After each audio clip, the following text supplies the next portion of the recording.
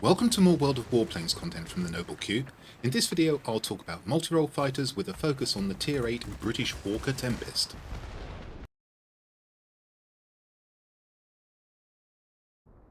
Hello there, and here in the background we have the Hawker Tempest. But before I talk about this aircraft specifically, I'd like to make some general remarks about multirole fighters. Their role in the past was to offer strong support to ground attackers, destroying smaller targets in sectors such as gun emplacements, clearing out enemy ground attackers and enemy multi-role fighters, and that was quite a considerable role.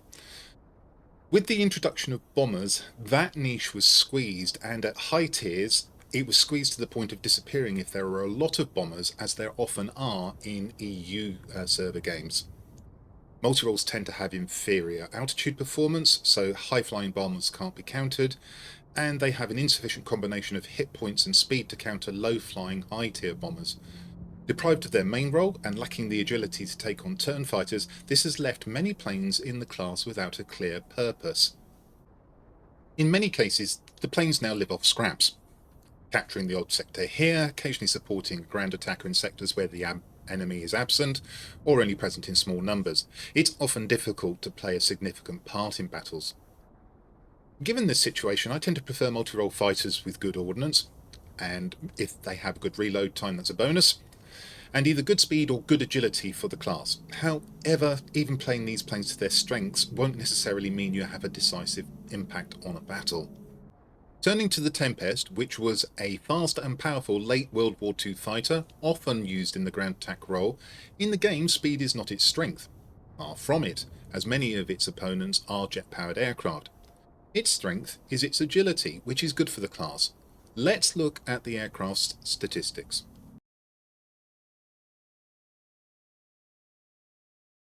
Here's a spreadsheet showing all of the Tier 8 multirole fighters, of which there are 10. If you don't know what's going on here, use the link in the description below to a video that will explain that to you. Before we get into the details, let's go over some key points. First, the agility of the Tempest is on a par with the Tier 8 high energy fighters, but not the turn fighters. It also has the best in class power to weight ratio, meaning it should accelerate well, and I think it is fairly nippy off the mark. However, on the negative side, it has a low maximum boost speed, therefore it's not really a pursuit plane except perhaps over short distances where the acceleration will help you, and also it has poor altitude performance. Now that's in common with most multi-role fighters, but it's on the poor side even for those. And generally, it's like many British aircraft. Good, but not brilliant at most things, and not really bad at anything, apart from perhaps that altitude performance. Turning to the details, let's look at the gun armament first, and we can see that we have on the Tempest 4 Hispano Mark V cannons. The DPS is on the good side of average, I would say. These are usable guns, details being a DPS of 115 per gun, making a total of 460, giving us a rating of 27. Range is 2,493 feet. The auto-aim angle is probably 2.5 degrees. That's the amount you can be off target by, and the game will correct your aim so that you still hit your target. Pretty good dispersion angle of 0.55, often 0.6 for cannons, and that's the way the bullets or shells spread out as they leave the muzzle of the machine gun or cannon in this case, overheat 5 seconds, which is okay without being brilliant, and the velocities are fairly nice, 1,457 feet per second. These are usable, fairly destructive guns without having, for instance, the massive firepower of the J7W1 Shinden. The XP-72, although that's pretty high as well, that's less manoeuvrable, so that counteracts the ability of the guns to do damage. Of course, on the fighter side, you've got to think about something like the Moonbat or even the Tier 7 K6. You're going to need to avoid head-ons with those, for instance. Know your aircraft. On the ordnance side, you have 8 RP3 rockets. These do a cumulative damage of 12,000 with a pretty good resupply time of 60 seconds and a range of 3,806 feet at optimum. That will be certainly sufficient for you to take out 2 gun emplacements in Tier 8 games. In Tier 9 games, I think I would concentrate on trying to shoot at the gun emplacements with bunkers side by side rather than bunkers separated by the gun and shed. Survivability, fairly much on the low side for a multi-role. Rating is 10, only 400 hit points, but good damage resistance of 50 and good fire resistance of 60. Airspeed, not anything to write home about here. I've already adverted to the fact that the boost maximum speed is actually pretty low for this multi-role. It's fighting a lot of jet fighters, for instance, but even as you cast your eye across, you can see that really the only one that comes out slower is the F2G Corsair on the boost maximum speed. The cruise speed, on the other hand, is pretty much on a par with most of the other multi-roles, and the boost duration, perhaps to compensate for that slightly low boost speed, is second best in class at 18 seconds. Only the XP72 has more. And the maximum dive speed is pretty nice. Again, second best at class at 571. So even though it's low altitude, getting above aircraft and diving on them might be very productive for you. Now, the manoeuvrability, as I've said, is on the same level as the high energy fighters at tier 8, which is pretty good for multi-roles. So a rating of 61, turn time of 10.8 seconds, roll rate of 110, that's not particularly good, but the controllability, the speed at which the control surfaces respond to instructions to change direction is pretty good at 83.3, third best in class, as you can see there. Minimum optimum speed and maximum optimum speed have a range of 209 miles, so that's sort of average. That's outside of that range, your characteristics, particularly for manoeuvrability, will degrade. Your stall speed is fairly low at 87. You might be able to make some aircraft go straight past you, for instance that XP72. But do watch out for the manoeuvrability. A, it's not as good as turn fighters. B, there are some multi-roles, the J7W1 Shinden, for instance, the BVP210, which is more of a fighter than a multi-role, really. You need to be sure that you know what you're doing if you're going to get into a turn fight with those. You need to be sure that either they're not specialised and you are, or you've got the advantage going in and you can make those guns count before they can turn on you and dispose of you. And the altitude performance, it's on the same level as a very low altitude turn fighter. And as you can see going across here, it's almost worst in class, pretty close. We just go down to the worst in class figures. You can see quite a bit of red on survivability, no surprises there. It's not a particularly robust aircraft. Airspeed, you can see that boost maximum speed at second worst in class there. Maneuverability, the roll rate isn't great, and the maximum optimum speed, not surprisingly considering the boost speed is not great, is fairly low as well. But if you are going fairly slowly and turn fighting, you're not really going to notice that. And then we've got lots of red on the altitude performance. I play this aircraft as an opportunist. I still try and support the ground attackers. I still try and take out gun emplacements. I'm very keenly aware of what I can and can't take on, and generally I'll be looking for targets that I can out-turn.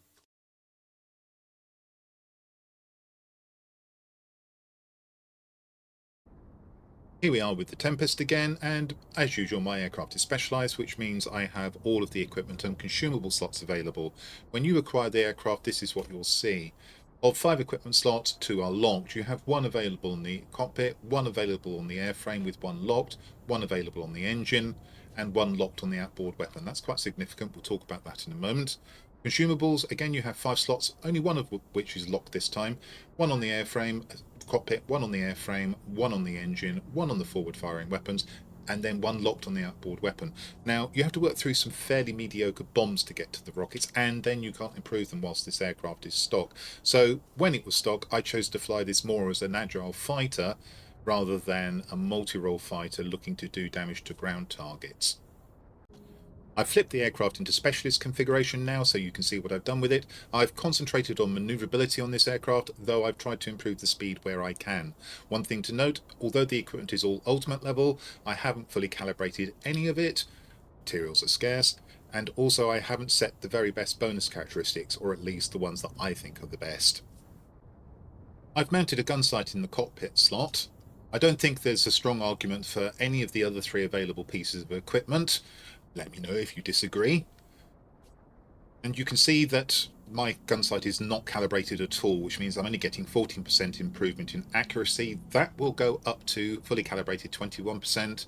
However, at the moment I've got a 12% reduction in the pilot's ability to resist injury, and of course at full calibration that goes up to 17. Bonus characteristics, currently I've got accuracy of forward firing armament set, 3%, also 10% chance of causing a fire and 10% chance of inflicting critical damage. Were I to reconfigure this, I think I would give strong consideration to popping on accuracy when firing at moving targets, or perhaps the pilot's resistance to injuries, and dropping the critical damage for bonus characteristics. So we would have something like the 3% accuracy of forward firing, armament, 5% pilot's resistance to injuries to offset the negative effect of this piece of equipment, and then 10% chance of causing a fire. On the airframe, the first piece of equipment we have is the lightweight wing frame, and I don't think there's a strong argument for either the reinforced skin or the reinforced airframe on this aircraft. Let me know in the comments if you disagree. You can see it's partially calibrated, 446, that's not a good number to calibrate from. And we have an increase of 12% in the roll manoeuvrability and 3.8% manoeuvrability in turns. The adverse effects, we've lost 7% of aircraft HP and 10.5% of the wing's resistance to critical damage.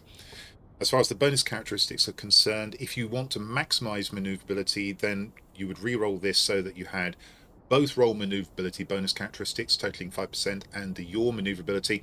I'd be inclined to do it slightly differently. I'd probably pick off the 3% roll maneuverability, which I currently haven't got, the 1% yaw maneuverability, but then keep that 3% wings resistance to critical damage to offset the negative effect of this equipment. The other piece of equipment on the airframe is the polished skin. Alternatives, the reinforced skin and the reinforced airframe I've already dismissed. And you can see that this piece of equipment is not fully calibrated. In fact, it's not calibrated at all. And that gives us 6.5% better cruise speed, 6.5% acceleration whilst diving. We are losing a bit of maneuverability here, 2.8% on the yaw maneuverability and 2.8% on the maneuverability in turns. The bonus characteristics are the ones that I would pick off here. The yaw maneuverability in turns, and maximum speed with boost activated. So I've done a little bit about that rather indifferent boost speed. As you can see, when fully calibrated, you can get up to 10% on the cruise speed, 10% on the acceleration while diving. We lose 3.8% of both yaw and maneuverability in turns. The other bonus characteristics there are acceleration with diving, 2 entries and 1 on cruise speed.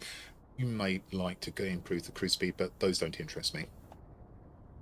Turning to the engine, oh how I wish we had 2 slots here instead of on the airframe, because then I would mount the lightweight power unit as I have here, and also the combined injection boost system. We can't do that, and we're not able to change the equipment slots on planes. There's a thought for the World of Warplanes team. What we have is the lightweight power unit. I don't think there's much argument for the engine armour protection. I would like to mount a combined injection boost system, but I've only got 1 slot and I'm concentrating on manoeuvrability, so that gives me the lightweight power unit. I don't think the uprated engine is for me here. What have we done with the lightweight power unit? It's partially calibrated again, so we've got 8% yaw manoeuvrability improvement and 3.4% manoeuvrability in turns. However, we've got 15% decrease in the engine's ability to resist damage. Bonus characteristics here, we've got yaw manoeuvrability improved by 2% and then 1.5% improvement on cruise speed. If we had the equipment fully calibrated, you can see that the improvements go up to 10% on yaw manoeuvrability and 4.2% on manoeuvrability in turns, and 70% decrease in the ability of the engine to resist damage. You could offset that by picking off the bonus characteristic, which is second from bottom there, and gain a 5% improvement in the engine's resistance to critical damage if you prefer. Turning to the outboard weapon, I've chosen to fit the aerodynamic pylons. The other choices are bomb sight. I'm using rockets, so that's pointless. Strengthened hardpoint. The ordnance is not so strong as to justify getting it back as quickly as possible in my opinion, so that's not my preferred choice. I would like the improved range on the rockets that the rocket sight confers, however that's not as important as reducing the effect of the pylons on the speed of the aircraft in my opinion. And you can see that I haven't calibrated this piece of equipment at all. We have a 52% improvement in the outboard bomb and rocket dynamics in this case. What does that mean? Well, we can only guess because there's no figures that we can actually see an improvement upon in the UI. The outboard weapon reload speed is adversely affected by this piece of equipment, 10.2% for the rockets. The bonus characteristics, and they are the ones that I would select, it will be obvious why in a moment. I've improved the range of the rockets, I've improved the damage inflicted by the rockets, and improved the rocket reload speed. Improvements when the equipment is fully calibrated, you can get the outboard rocket aerodynamics improved by 80%, thus improving the speed again. You get a reduction of 14.2% in the rocket reload speed, not a worry to me. And then you can see that the other 3 characteristics that I haven't selected here, the bonus characteristics, are all relate to bombs, and I've got rockets mounted. On the consumables, I have the first aid dressing package mounted. Incidentally, if you've got any of these sparklers, smoke flares and fireworks in stock, sell them. That's extra credits for you. I don't need a fire extinguisher in my opinion because I haven't affected the fire resistance figure, which is a very healthy 60. I have the pneumatic control assist. That's to help me in a dogfight for 10 seconds if I'm with fighting an aircraft of similar capability, perhaps another multi-role or one of the high energy fighters. I prefer that to repairing the control surfaces if they're damaged, and that's why I haven't got the emergency control system mounted. And again, because the fire resistance figure is fairly good, I don't need to consider the exhaust bleed inerting system here. I think engine cooling is almost a mandatory choice for every fighter. This gives you 10 extra seconds of boost on top of whatever boost you've currently got. Don't use it when you have no boost because it won't take effect. You could use the manual engine restart bottle if you want. Since I'm flying this as a maneuverable and agile aircraft, I don't find that particularly useful. If you are trying to improve that speed, then you might consider the improved mixture control, but I think you're giving up a lot if you don't choose the engine cooling. Universal ammunition, if you're inclined to use gold, you know about it already. I'm not going to talk through your choices there. And improve the damage caused by the bombs and rockets by mounting improved fragmentation. Again, I'm not going to talk about your gold choices there. So let's talk about pilot skills.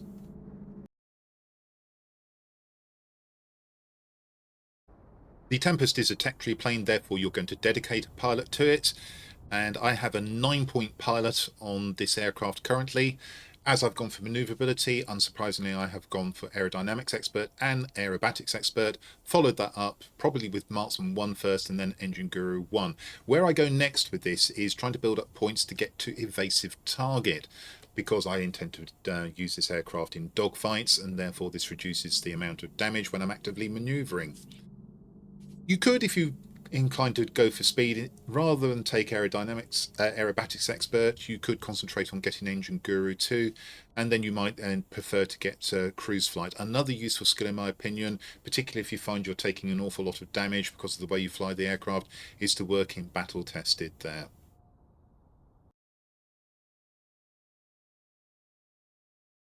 Here's a spreadsheet showing the effects of my setup on the base characteristics of the aircraft. You've seen those before in the aircraft statistics section. Here they are again in columns C and D. The effects of my setup are shown in columns E and F. The difference between the two is shown in column G in absolute terms and in column H in percentage terms. We look at the gun armament, we can see that there's only one effect here, and that is that we've improved the dispersion angle, which is again the way that the bullets or shells spread out from the muzzle of your machine gun or cannon. That's come down to a pretty tight 0.43. You're going to hit with a lot more of your shells. Ordnance we've improved to 32 rating, and that's because the damage has gone up to 13,800, a 15% increase. We've lost some reload time because we've mounted the aerodynamic pylons, of course, but not much, only 3 seconds. Just over, and then we've increased the range of the rockets by 381 feet, a 10% improvement to 4,187. Survivability has come down by 1 point, and that's because the lightweight wing frame has brought the hit points down to 372. Other effects have brought the damage resistance down to 48, a couple of points lost there. Airspeed has gone up from 56 to 63, which is useful. Cruise speed is now 332 miles an hour. That's a 14.5% improvement, 42 miles an hour in absolute terms. We've done a little with the boost maximum speed. It's gone up to 466, which is 13 mile an hour improvement, 2.8% in percentage terms. Not great, and it's not massive for boost speed to begin with, so probably not going to make a great deal of difference to the way you fly your aircraft. However, the main effect, of course, is on maneuverability, and that's gone up from 61 to 73. That's very nearly 20% improvement. The turn time has come down to, I calculate, 9.72 seconds. The roll rate's up to a more manageable 135. If we come down here, we can see we've got 14.2% improvement in yaw maneuverability. And on altitude performance, we've got an 11 feet per second improvement to 448. You are not going to notice that. Other effects which aren't listed in terms of numbers, the guns have got 10% chance of criticals and a 10% chance of fire, of course. If I recast the bonus characteristics on the equipment, that would change. The survivability, minus 7.5% wing damage resistance, minus 12% pilot injury resistance, and minus 15% engine critical resistance. All effects of mounting maneuverability equipment. Airspeed, there we've got the 52% outboard rocket aerodynamics effect. I calculate that as being about 12% on the cruise speed and about 14% on the maximum boost speed. And then 3% acceleration without boost and 3% acceleration with boost as extra effects as well. Just a reminder, the pilot is a standard pilot with eagle-eyed. which is a skill which I will drop in favour of another skill when I have more skill points available. Aerobatics Expert, Aerodynamics Expert, Engine Guru 1 and Marksman 1. I've added in another build here, the effects of which are shown in columns I and J. The difference between that and the base characteristics is shown in column K, that's in absolute terms. In percentage terms, it's shown in column L. The difference is that I've dropped the lightweight power unit and substituted in a combined injection boost system with the view to improving the boost maximum speed. That is fully calibrated, or level 478. There'll be no effect on the guns or the ordnance, so we'll skip over those. Survivability is nearly the same, except that we've managed to claw back 1 point of damage resistance. Neither here nor there, really. The big effect, of course, is on airspeed. We've got another rating point improvement over the previous build. That's 8 points in total, or 14.3%. However, we have lost a little bit of the cruise speed compared to the previous build. We've still got an improvement of 35 miles an hour, or 12%, just above. The big improvement, of course, is on the boost maximum speed, which is now 504. That's 51 miles an hour, or just over 11%. The penalty for that, we lose 15% of our boost duration, which goes down to 15.3 seconds. Now, if we look at the airspeed items which are not reflected in figures in the UI, we're now on 6.5% acceleration whilst diving, same as before. Still 3% acceleration without boost, but we've now got 17% acceleration with boost, and we've also got an improvement in the engine cooldown rate coming from a bonus characteristic. As you would expect, the manoeuvrability has gone down. The rating is now 67. That's still 6 points improvement on base, nearly 10%. The turn time is 9.85 seconds, which is very nearly a second better than base, but obviously not as good as the previous build, 9% improvement. We've still got the improvement on the roll rate, but if you notice here, we've almost got no improvement at all on the yaw manoeuvrability, 0.2%. And finally, on the altitude performance, we've got a 10% improvement, very nearly 11% improvement, up to 484 feet per second. However, I don't think you're really going to notice that. This build does not appeal to me. There are some of you out there who may like that improvement in boost speed and decide it's for you, and you can still cope with, for instance, the K6 or a Moonbat with this build.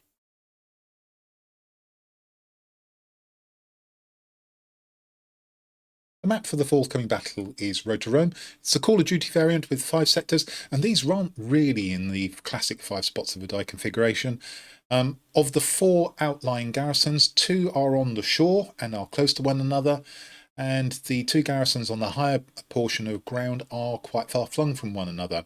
In the centre, there's a strategically and tactically important airbase. Tactically important because it gives you easy access to the other 4 sectors, and then of course you have the advantages of being able to spawn there, always powerful when it's central.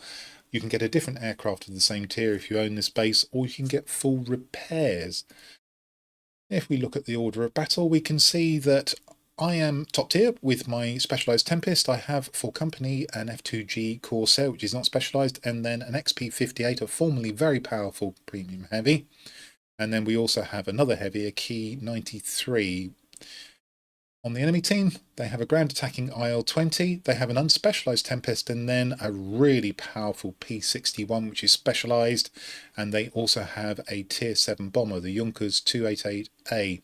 Well, perhaps the ground attackers aren't quite as favoured in this battle because it is 4 garrisons and an airbase, no special objects. But even so, by the look of these aircraft, I would say that the enemy team has something of an advantage, if only because it has that specialised P-61. And the way to win this battle is pretty straightforward. You will try and hold your local garrisons for longer than the enemy, and you will try at all costs to hold that airbase. The peripheral tour, as I call it here, is possible, but is difficult because the garrisons, particularly the ones on the higher portion of ground, are far away from one another.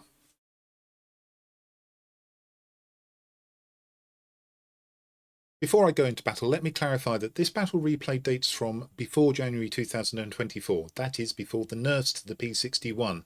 At this time, the P61 was still a very dangerous turn-fighting heavy. It's no longer able to do those things, but that explains why I was concentrating on it so much in the strategy and tactics section. With that cleared up, let's proceed, and we're going to head towards the garrison, and the first thing we're going to do is size up a gun emplacement with 2 bunkers side by side, and on this I can use 3 rockets, not 4. I fire those and I finish off the AA gun with my guns. Look to see if there's any of the air defence aircraft I can shoot. Do some damage to one of them, begin to look for another target. swap my attention to ground targets, but my team takes this, and we're free to go to the central repair base. So off we go and see what we can find. Now, the setup I've got here makes me competitive with turning with the P61 as was. Nowadays, even if you went for the combined injection boost system, you'd still outturn a P61 very easily, but then I don't expect that you'd find a P61 doing the kinds of things that it does in this battle. Size up a ground target here, but that gets destroyed before I can release rockets, and by chance that puts me straight onto the tail of the P61. That's a priority target in this battle, and I begin to shoot it. And the reasonable DPS means that I'm able to take it down and turn my attention to other targets. Use up the rockets, realise that we've actually taken the base before I can do that, although I have actually now got a second ground target. Now it's time to mop up. First off is a Corsair. Next up is a dogfighting ground attacker. An IL-20 as well, one of the ugliest aircraft in the game. Thinking about to fairly good effect. But soon enough I get on its tail. Pummel it with these Hispano cannons. Keeping an eye on the fighter in the background, that's not a threat at the moment, and now we're going to finish off the ground attacker. Somebody else kills it for me. Pick up repairs. And reload the rockets, I'd left one behind. And that's a high energy fighter in front of me, the P51D. I know I can go for it with my build, and I do.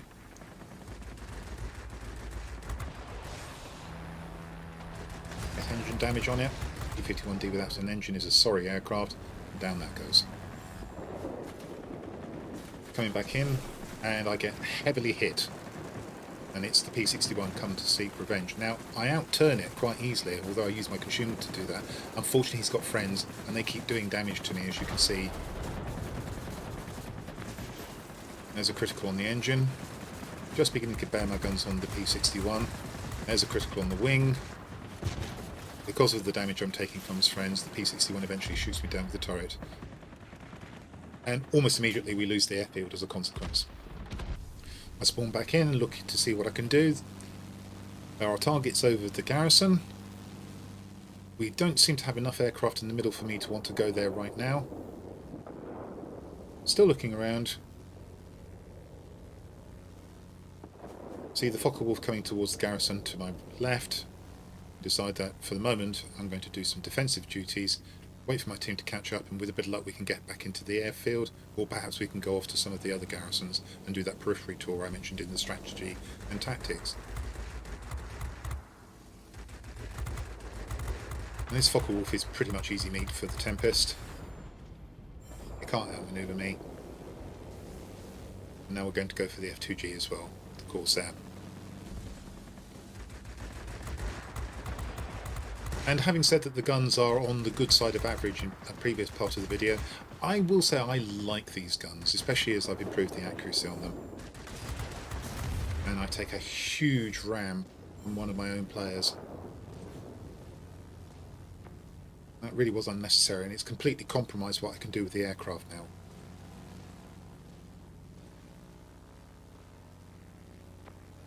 So instead of heading for the middle, where we aren't making much of an effort, but we have taken one of the far-flung garrisons, so perhaps we don't need to, I decide to go off and see what I can do to protect the garrison off to my right.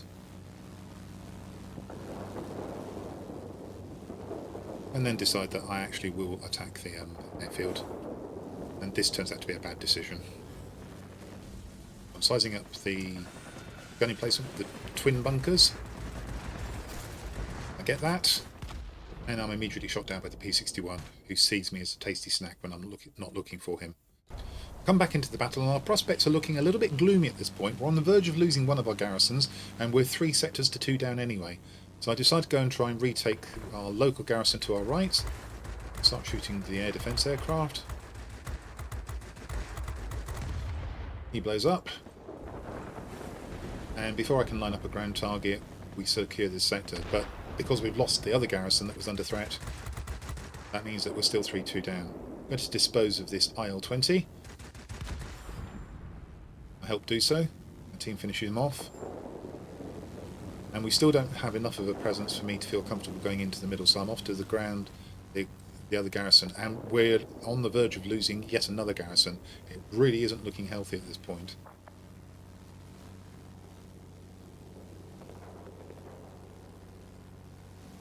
As we approach the garrison, we size up what's there.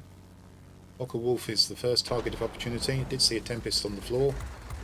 Be careful of that. At this point we are 4 sectors to 1 down. Overheat the guns, which is irritating. Kill the Hawker Wolf, and that secures this sector. And then I decide to go off to the far-flung garrison. Looks to be too hot for me in the middle. You may have just seen the P61 off to the left there. Remember that. Completely oblivious to my presence, he flies into this sector. The score line is nearly up.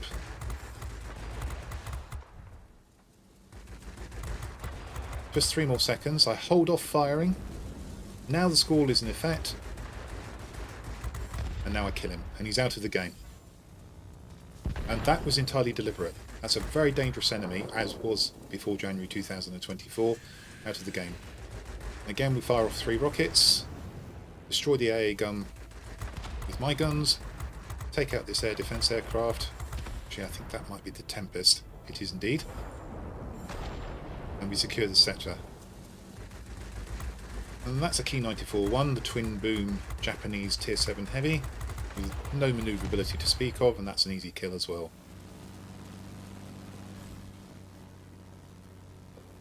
And we're a little bit behind, but because that P61 is out of the game, we've got every chance of turning this around, so I head towards the airfield.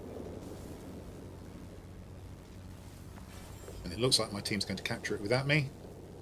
I look at the Spitfire, which is a bot. Be nice to get that out. He's climbing, so he's a low energy target. He's a low health anyway. It's an easy kill.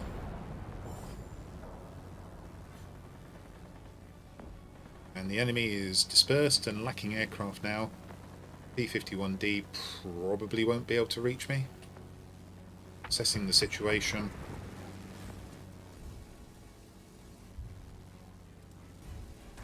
And because he was being attacked by an air defense aircraft, he does become my kill, and that gives me the Kosher dub.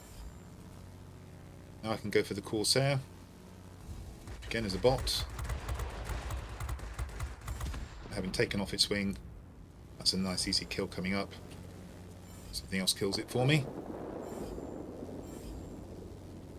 In fact, I got it, so I obviously set it on fire as well, or something like that, and that sent through the Hero of the Sky. Now the IL-8, another easy kill. That brings up the Winged Legend. And down that goes.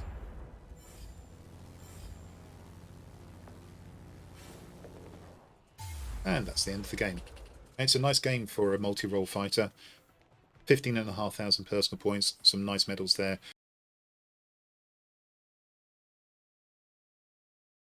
Let's take a look at the outcome of this battle. From the centre we can see it's a 5 chevron battle, which is a grade 1 multi-role fighter, and that grossed 119,457 credits. From a premium account bonus, just a fraction under 40,000.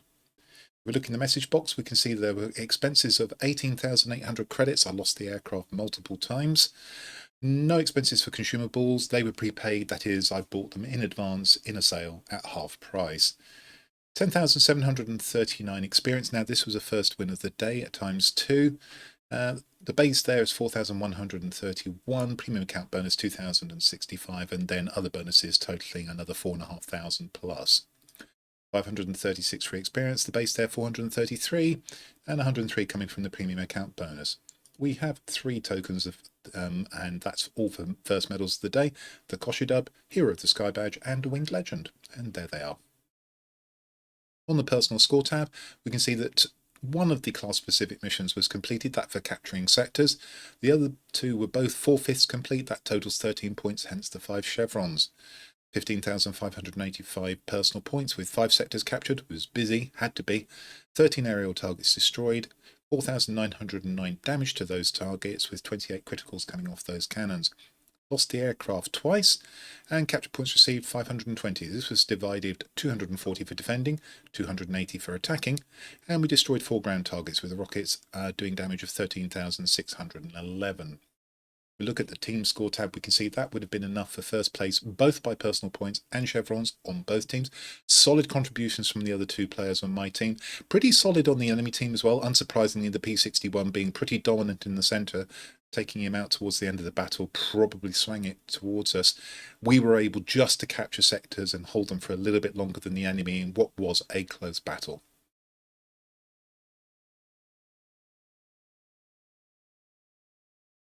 That brings me to the end of the review section on the Tempest. Thinking about multi-roles more generally, one answer to the question of what to do with them, as you've seen here, is to play them as auxiliary fighters if their manoeuvrability is good enough, and not to worry too much about ground targets. Alternatively, with planes that have good ordnance, for instance the Tier 10 Cutlass, I turn that on its head and I emphasise ground targets plus speed over dogfighting capability. Something to note there is that, owing to the nature of the class-specific missions for multi-roles, it makes it hard to get Hero of the Sky medals, because you have to obtain both attacking capture points and defensive air kills. Overall, my approach is to refine my objectives for each multi-role, but always be the opportunist. Well, I hope you found that helpful, and that if you did, you'll come and see my future content. But until the next time, this is the Noble Q, signing off.